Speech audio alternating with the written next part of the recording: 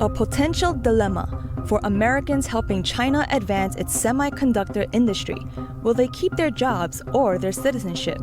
Chinese leader Xi Jinping vowing to win the U.S. China tech war despite sweeping U.S. sanctions. The UK issuing a threat alert that's over China recruiting former British Air Force pilots to train their own force.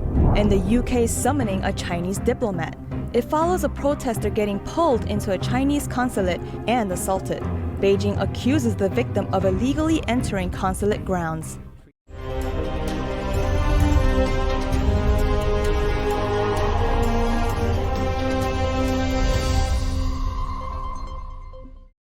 Welcome to China in Focus. I'm Ellie Hart, in for Tiffany Meyer. Americans working for China's semiconductor sector are facing a potential dilemma. A U.S. ban on semiconductors could force them to make a choice. Stick to the jobs that help China advance its microchip technology, or keep their citizenship. We look into why. The U.S. is tightening its stranglehold on China's microchip development. The Commerce Department is coming out with a new restriction, barring U.S. persons from helping China's microchip development without a license. Here's the group that falls under the U.S. persons category: U.S. citizens, permanent residents, people that live in the U.S., and American companies. The new measure is a blow for China, as many key persons helping the regime's development in the semiconductor sector have U.S. residency. Among them, at least 43 senior executives at Chinese semiconductor companies are American citizens. That's according to a report from the Wall Street Journal. One example is Gerald In. He's the founder of AMEC, China's top semiconductor equipment maker. In spent almost 2 decades working for the U.S. microchip giants, like Intel and Applied Materials. After stints in Silicon Valley, In went back to China and founded AMEC.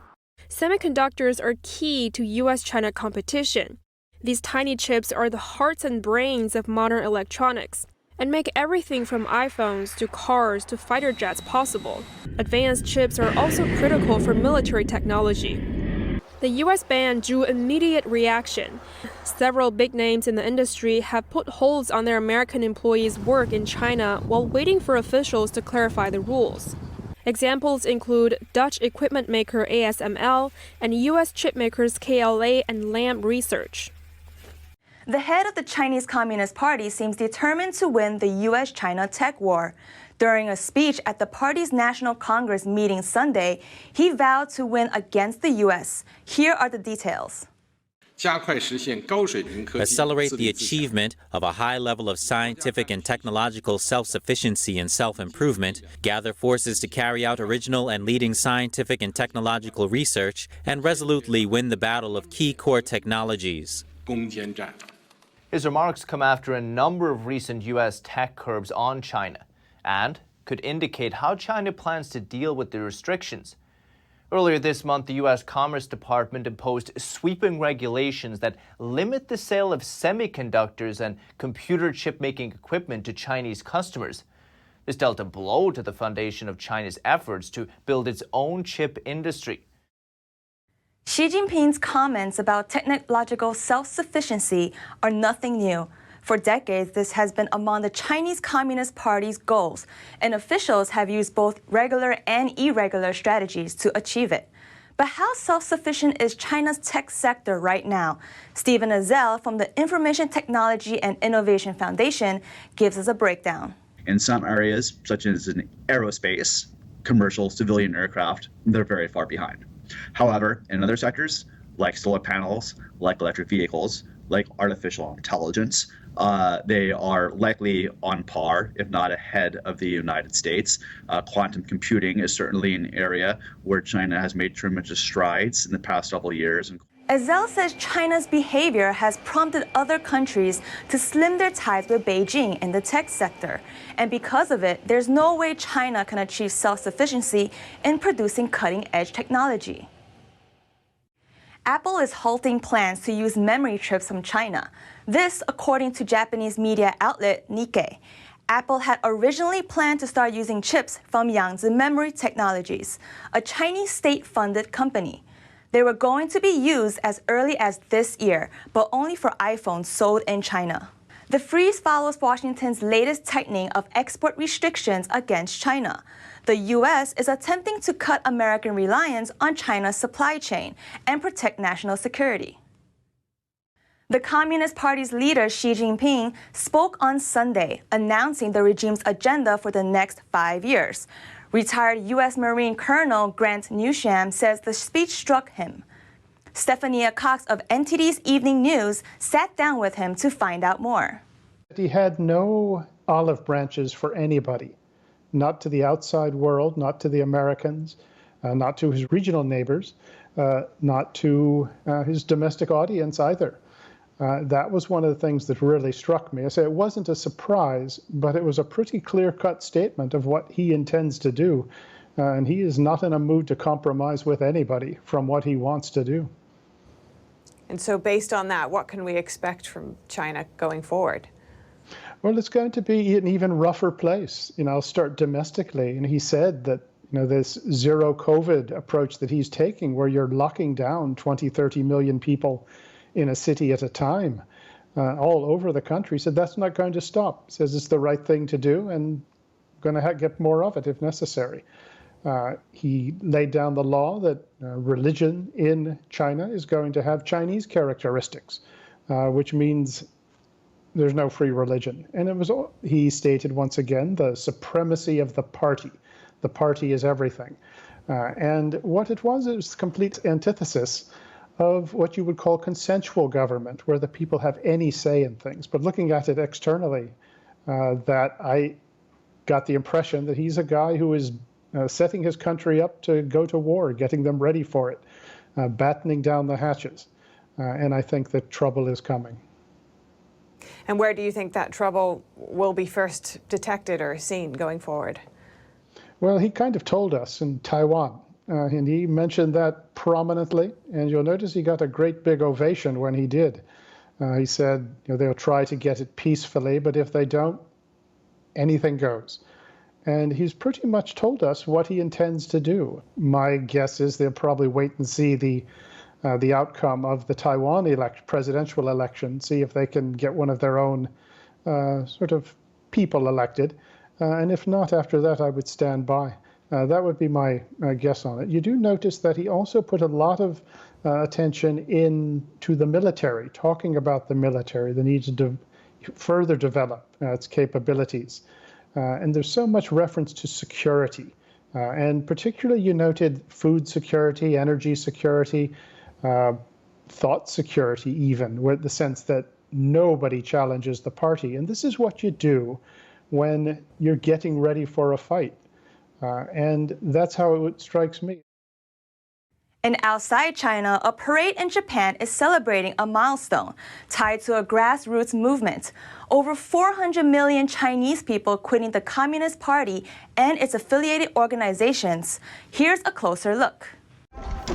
A celebration of a grassroots movement reaching a new milestone on the streets of Japan's second largest city, Yokohama. The event was held to celebrate over 400 million Chinese people quitting the Communist Party and its affiliated organizations. A man who just left mainland China reacted to the parade. Really impressed by overseas Chinese people supporting the grassroots movement, because right now China is under strict lockdown and digital surveillance. Many young people inside China can't work or study as normal. Having over 400 million people quitting the Communist Party is very meaningful. It gives Chinese people a lot of courage. A Japanese politician also weighed in. 400 million is a huge number. Having a number like this means it's pretty hard for the Chinese Communist Party to maintain its rule. I think the regime is in its end days. To quit the party, these 400 million renounced their support for the communist regime through a website. It's run by the Chinese language edition of the Epoch Times. Most of those who quit use a pseudonym to protect their identity and to keep themselves and their families in China safe. Over in India, Tibetans are protesting the Chinese Communist Party's 20th National Congress meeting. As the session opened on Sunday, exiled Tibetans living in North India launched a protest. Monks and students marched with flags, banners, and posters as they spoke against Chinese Communist Party leader Xi Jinping. Tibet's parliamentarian in exile called China a dictatorial regime. They are nothing but a dictatorial regime where everything is dictated by Xi Jinping. The CCP's Congress comes to a close this week. Xi Jinping is expected to win a third term in power and cement his place as the country's most powerful ruler since Mao Zedong. The UK is issuing a special threat alert. It comes in response to a Chinese recruitment of ex-Royal Air Force pilots. The Chinese military has so far pulled in around 30 British jet pilots to train their Air Force. NTD's Kevin Hogan has more. China is luring pilots with large payouts of over $250,000 per year. The UK government said there has been no evidence of a security breach, but officials say these schemes are a risk to the UK and Western countries. The BBC reports that the intelligence alert is designed to warn former military pilots from taking these positions, although it is not against current UK law. The Chinese military is using third-party companies to headhunt the pilots. Among the companies is the Test Flying Academy of South Africa, which has no ties to the South African government.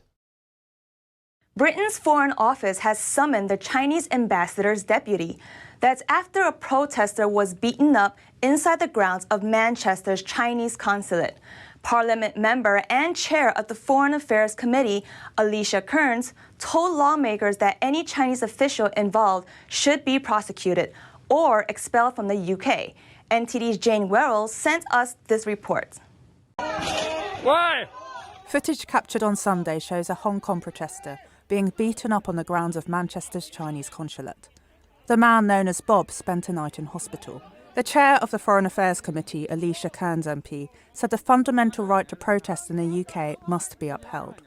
We cannot allow the CCP to import their beating of protesters, their silencing of free speech, and their failure to allow time and time again protests on British soil. This is a chilling escalation. We have seen continued persecution of the Uyghur, of Tibetans, of Hong Kongers, and all those who come to our country to seek refuge. What took place on Sunday suggests they cannot seek refuge here and have their voices heard, and our job is to make sure that their voices are not silenced. She said any Chinese official involved in the beatings should be prosecuted, or if they can't be prosecuted, she called on them to be expelled from the country. Foreign Office Minister Jessie Norman said the UK government is extremely concerned at the apparent scenes of violence and had told the Chinese embassy to allow people to protest peacefully. Speaking to us on an audio call, one of the protest organisers, known as Paul, said Hong Kongers who were on site were shocked. We're just trying to have a peaceful protest outside the premises, not even trying to attack them or do anything. We're not shouting at them or not shouting anything. But we don't expect they came out to, take our stuff away and our protesters. The video from Sunday shows one of the protesters being dragged into the compound of the embassy. But in response, China's foreign ministry said that disturbing elements illegally entered the consulate, endangering the security of a Chinese diplomatic mission. Manchester police continue their investigation. Jane Werrell, NTD News.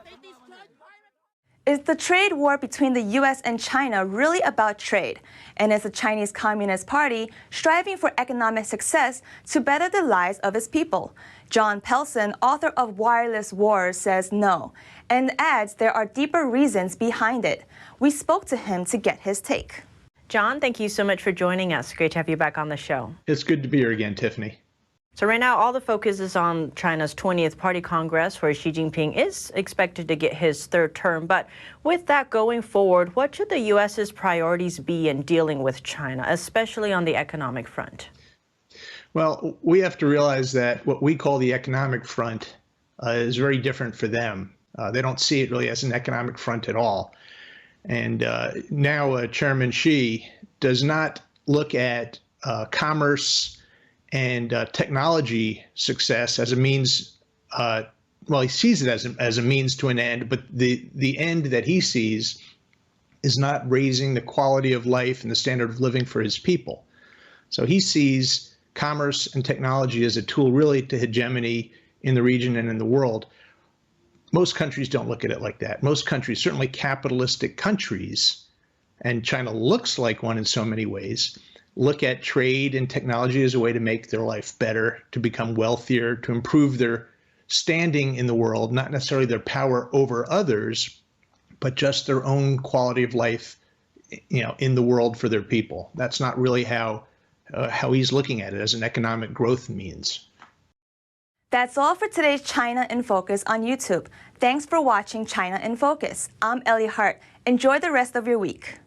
Shenyun Creations, the streaming platform from Shenyun, featuring world-class dance, past programs, and all original music.